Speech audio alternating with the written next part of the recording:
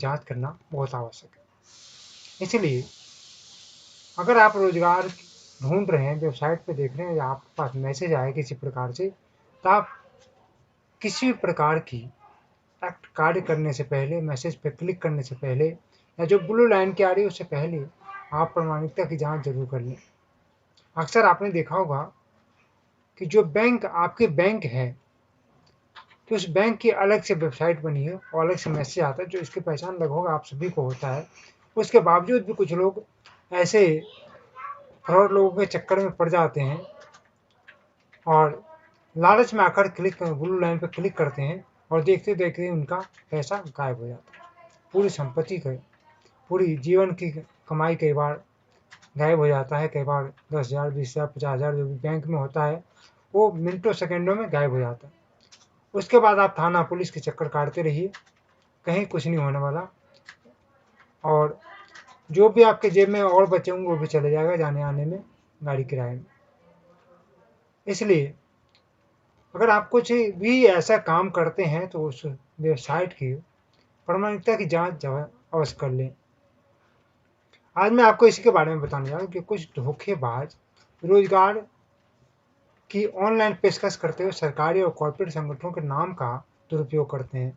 वो बड़े बड़े कंपनियों के नाम बताते हैं आप, जैसे होंडा, मदरसन या और भी कई कंपनियां ऐसे नाम बताते हैं और कहते हैं कि आपको हम इस कंपनी में नौकरी दिलवा देंगे। लेकिन इनकी कोई प्रामाणिकता नहीं होता, सिर्फ इनका काम होता है किसी प्रकार से आपको लिंक पे क्लिक करवाएं और इसके जरिए आपसे पैसे ऐंठ लें। या तो फिर ये जब आप इस पर क्लिक करते हैं आपके पास फ़ोन आता है और कहते हैं फॉर्म भरने के लिए और साथ में ऑनलाइन पेमेंट करने के लिए, तो ऐसे किसी का भी आप ऑनलाइन पेमेंट ना करें।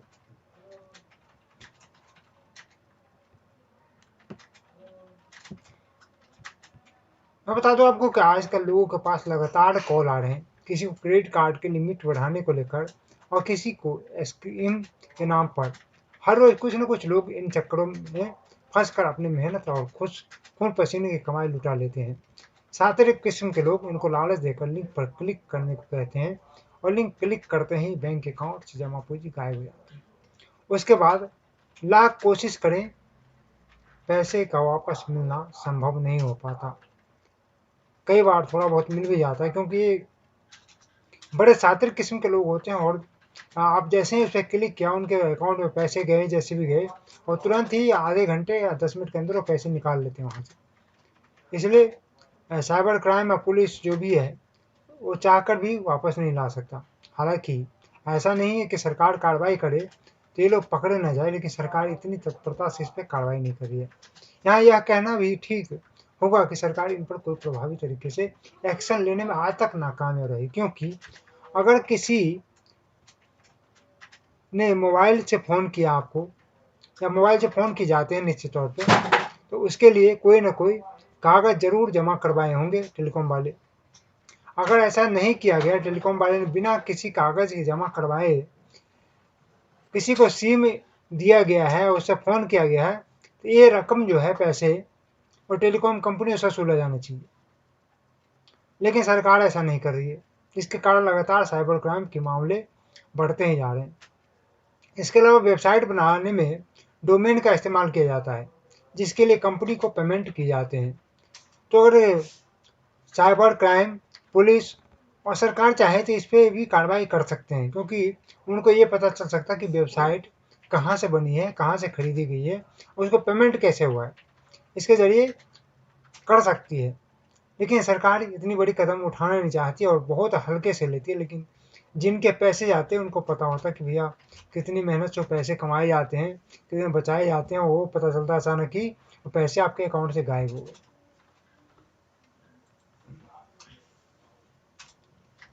इसके अलावा मैं आपको बता दूं कि आजकल शहर के बड़े बड़े अखबार में भी ऐड किए जाते हैं और उसमें वेबसाइट के नाम छपे होते हैं। आखिर कोई ना कोई तो उस ऐड का पैसा दिया होगा। अखबार को भी ऐसे लोगों के ऐड चलाने से पहले चौकन्ना रहना चाहिए। अखबार में दिए गए वेबसाइट के लिंक और फिर आने वाले OTP से सारा काम हो जाता है। लोग भी आजकल जल्दी में हैं और बिना कुछ किए मिनटों में करोड़पति बनने की सपना देख रहे हैं और इसी का कारण है कि आराम से चंपत नटवरलाल चंपत लगा जाते हैं। खासकर मोबाइल पर आने वाले लिंक आजकल सबसे बड़ी समस्या की तरह उभरा है, जिसे नियंत्रण करना साइबर क्राइम के बूते की भी बात नहीं है, क्योंकि रोज नए लिंक बनते हैं और हजारों लिंक वेबसाइट के जरिए बनाए जा सकते हैं और भेजे जा सकते हैं, लेकिन आपको सतर्क रहना होगा क्योंकि पैसे आपके हैं। सुमित जागीर लिखते हैं, मेरे पास रोज फोन आते हैं, क्रेडिट कार्ड लिमिट अपग्रेड करवा लो। पुलिस को पता करना चाहिए कि आखिर कौन है जो हमारे डाटा को लीक कर रहा है, इसकी जांच होनी चाहिए। आइए मैं आपको साइबर दोस्त जो क्या है उनके ट्विटर हैंडल पे ले चलता हूँ, और वहाँ पर बहुत सारे लोगों ने इस तरह की शिकायतें की हैं। मैं आपको दिखा रहा हूँ, देखिए इस पहले मैं ऊपर ले चलता हूँ आपको। यहाँ देखिए ये इस तरह से लिंक आपको प्राप्त होता है। देखिए ये आपको लिंक खोलता हूँ, देखिए earn up to 49,000 PM online copy paste job, no registration fees, 100% payment, guarantee join now, get 2000 instant joining the bonus. ये आपको यहाँ पे 2,000 रुपये दे करके बोनस प्राप्ति के साथ साथ 49,000 रुपये पर महीने की वादा किया जा रहा है। और लोग इसी चक्कर में नीचे ये देखिए ये लिंक दिया हुआ है, इसी पे क्लिक करते हैं और क्लिक करते हैं उनके पैसे गायब हो जाते हैं। तो ऐसी मैसेज से सावधान रहें। इसके अलावा देखिए नीचे आते हम, सुमित जागीर लिखते हैं, मेरे पास डेली कॉल आते हैं कि इस क्रेडिट कार्ड की लिमिट बढ़ रही है, लेकिन ये बात पता करो कि इन्हें पैन आधार की डिटेल कौन लीक कर रहा है। खासकर आरबीएल बैंक से आते हैं कॉल, इनका कहना है कि आरबीएल बैंक से बहुत ज़्यादा कॉल आते हैं और पता करने की ज़रूरत है कि इनको आधार कार्ड और हमारी जो डाटा है प्राइवेसी, वो कौन लिंक कर रहा है, कौन इसको बेच रहे हैं। देखो यहाँ पे ऐसे ऐसे मैसेज आए इनके पास, इन्होंने पूरी शेयर किया है। Hello, we sincerely regret the inconvenience, we request you to register on the given link. मैंने कह रहा है कि इस पे लिंक, गिवन लिंक पे क्लिक करिए। The post registration will not be receive any call और email from bank, kindly regard the RBI bank. यानी इस तरह की लिंक दिया जा रहा है और इसमें ये भी लिख रहे हैं कि receive any, you will not receive any call और email from the bank, kindly regard RBL bank. कि बैंक की तरफ से आपको कोई भी कॉल रिसीव नहीं होगा और ईमेल के द्वारा बैंक आपको इसी पर रजिस्ट्रेशन करनी है। अब ऐसे क्लिक करने पे लोग फंस जाते हैं। इसके अलावा नीचे देखिए, नीचे और भी लोग हैं। मैं सुजीत मिश्रा लिखते हैं, मैं ऐसी ही एक वेबसाइट में फंस गया और मेरे साथ 500 रुपये का फ्रॉड हो गया। मैंने शूज ऑर्डर किए, पेमेंट भी किया, पर मुझे आज तक कोई ऑर्डर प्राप्त नहीं हुआ, नहीं कोई कंपनी से मैसेज आया। मेरी समस्या पर ध्यान देकर इसे तुरंत हल करने का कष्ट करें। कौन हल करेगा सुजीत जी आपके 5,000? जब यहाँ पे लाखों की रोज की धोखाधड़ी हो रही तो उनकी तो नहीं सुनते तो आपको कौन सुनिए। इसी तरह से आइए, ये कह रहे हैं, respected sir, cyber fraud complaint करनी है, कौन से ट्विटर अकाउंट पे करूँ? इनको पता ही नहीं है कहाँ पे करें। और बहुत सारे लोग ऐसे हैं जिनको नहीं पता है, उनको वो सब कुछ हो जाते हैं लेकिन उनको नहीं पता कहाँ पे कंप्लेंट करनी है, कैसे करनी है, पुलिस वाले क्या क्या पूछेंगे। बहुत सारे लोग तो ये भी डरते हैं कि भैया कहाँ पुलिस के चक्कर में पड़े, जो हुआ हुआ छोड़ो। इसके अलावा आइए, मेरे से लिखते हैं, I also want to Amazon fraud me 22,000 का धोखा हुआ है। ये लिखते हैं कि अमेजन ने मेरे साथ 22,000 रुपये का धोखा किया है, और मुझे लगता है कि ऐसे ही हुआ होगा, ऐसे इन्होंने किया, वो लिंक पर क्लिक किया होगा, अमेजन के नाम से डुप्लीकेट बनी होगी, या जो भी ओरिजिनल रहा होगा, तो इस तरह से इनके साथ 22,000 रुपये का धोखा हुआ है। नीचे सारे देख सकते हैं कि डॉक्टर अजीत कुमार 522/15 ब्राइटू थाना रांची, केस 7 साल हो चुका है, still opportunity achieve justice in the help the Ranchi, लेकिन अभी तक इनको कोई न्याय नहीं मिला है, 7 साल हो चुके हैं। इसके बाद माइटी लिख, इतना अवेयरनेस फैलाने पर भी लोग इनके लुभाने में आ ही जाते हैं, क्या कीजिएगा।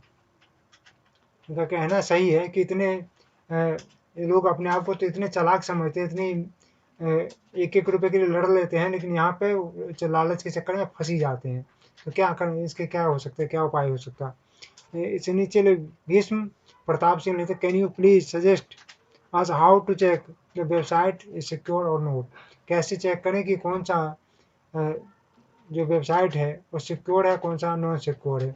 सबसे बड़ी बात विश्व प्रताप सिंह जी, ऐसी वेबसाइट के चक्कर में पढ़ना क्यों है आपको, क्यों लालच में पढ़नी है ऐसी चीज़ें। खालिद खान लिखते हैं, कुछ लोग ई कॉमर्स वेबसाइट बनाकर लोगों को ठग रहे हैं, उन पर भी कार्रवाई की जानी चाहिए, बिल्कुल की जानी चाहिए।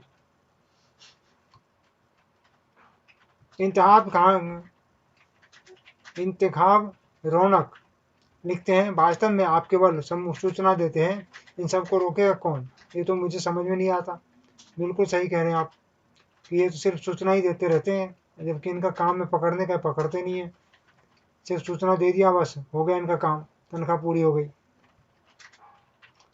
नीचे देखिए, सबसे बड़ी बात बता रहा हूँ कि हिंदुस्तान की अखबार छपी है, हिंदुस्तान टाइम्स है, शायद थोड़ा थोड़ा तुझे हिंट मिल रहा है, थोड़ा का पूरा ही हिंदुस्तान टाइम्स है। यहाँ पे विज्ञापन दिया गया है, आवश्यकता, और इस विज्ञापन में ये लिंक दिया गया है, देखिए, नौकरी पेशा के लिए। फ्लिपकार्ट कंपनी में बम्पर भर्ती, जिला स्तरीय, 900 मेल फीमेल, ऑफिस कार्य, पार्ट टाइम फुल टाइम, 12,000 से 48,000 रुपये तक, 10वीं से ग्रेजुएट। और ये इसका वेबसाइट है, जो कि इसकी से कहीं में भी मैच नहीं करता।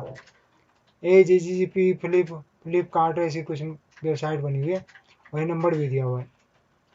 और नीचे देखिए एक और है, आवश्यकता है इंटर BA पास, लड़कियों की कैंटीन बुकिंग, विंडो कार्य हेतु फोटोग्राफर, फोटोयुक्त CV संपर्क करें 9 बजे से 2 बजे। और ये इसका jogar@gmail.com कुछ ऐसी दिया हुआ है। अब देखिए ये कितनी बड़ी अखबार है हिंदुस्तान टाइम्स, इसमें विज्ञापन देने के बाद दे करके लोग लूट रहे हैं। और पुलिस चाहे तो इसे तो आराम से पकड़ सकती है, क्यों नहीं पकड़ सकती, या अखबार वाले को किसी ने तो पैसे दिया होगा ना विज्ञापन लगाने की। जब विज्ञापन लगे हैं तो यह गलती हुई तो उसको पकड़े जा सकते हैं ना, उसके माध्यम से पकड़े जा सकते हैं, ऐसा विज्ञापन कौन लगवाया था। लेकिन क्यों पकड़ेंगे। इसके अलावा देखिए नीचे लिखा है, नैना कटवे लिख रहे हैं, प्लीज समझा कर बताइए कैसे करना है। इधर बेरोजगार शक्ति के नाम से एक ट्विटर हैंडल है, जो सबसे ज़्यादा धोखेबाज तो आपके सारे चयन आयोग है, जो परीक्षार्थी का निरंतर शोषण कर रहे हैं, कृपया इनको भी संज्ञान लें, ये अलग मामला है, इस मामले में हमें नहीं पढ़ने की जरूरत है। इधर देखिए, आम आदमी वेबसाइटों की प्रामाणिकता की जांच कैसे करे। बिल्कुल सही है, साइबर को क्राइम जो भी विभाग है इनको ये बताना चाहिए कि हम इसको कैसे चेक करें। सिर्फ ये नहीं बता देना है कि रोजगार के नाम पर ठगी जा रही है, हो रही है, तो सबको पता है ठगी जा रहे हैं, लेकिन उससे बचे कैसे, इस पर इनको बताना चाहिए। इसके अलावा रोजगार के नाम पर तो सरकार भी धोखा ये कर रही है। चलिए, सरकार पे इल्ज़ाम लगा रहे हैं, कोई बात नहीं, क्योंकि इसका मतलब नहीं कि कोई भी ठग ले। तो माइटी लिखते तो केस करो सरकार पर, और कर सकते हैं सरकार पर केस, सरकार पर तो केस ऐसे भी करते रहते हैं लोग। इसके अलावा लिखते हैं शुभांकर तिवारी संवाददाता अयोध्या से, लिखते हैं बहुत अच्छे कि किस तरीके से जांच करें, तो इनको अवश्य बताना चाहिए साइबर दोस्तों की आखिर इसकी जांच कैसे करें, आम आदमी कैसे इससे बचे, और पुलिस क्या एक्शन लेती है इस पर, क्यों नहीं आम आदमी की जिसकी जेब कट जाते हैं, और वो भी जेब ऐसी इलेक्ट्रॉनिक तरीके से जेब कटते हैं। तो पहले तो जेब कटते थे, चलो जेब भी दिखाते थे कि चलो जेब कट गया, और काटने वाले भी बहुत मेहनत करते थे, लेकिन आज तो बैठे बैठे ही सब कुछ हो रहा है। तो पुलिस भी क्या कर रही है, पुलिस की अपनी कोई जिम्मेदारी है या नहीं है, वो सिर्फ बता देना ही उनका काम है, बता देना ही ड्यूटी है। भारत में जो जागरूकता कई प्रकार के चलाए जाते हैं, एक प्रकार जो जैसे शराब पीना स्वास्थ्य के लिए हानिकारक है, सरकार शराब बेचती रहती है, तो सरकार को पता है कि शराब पीना हानिकारक है, फिर भी बेचती है। तो साइबर क्राइम क्या इसी तरीके से करती है, उनको पता है कि लोगों की जेब कट रहे हैं, और फिर भी सिर्फ बता देना कि आप सतर्क रहें, सावधान रहें, इतने से काम चल जाएगा। लोगों को रहना चाहिए सतर्क और सावधान। लेकिन कार्रवाई क्या हो रही है इसके नाम पे। नमस्कार, आज के लिए इतना ही। फिर नए मामले के साथ आपके साथ हाजिर हूँ। आप देखते रहिए वतन।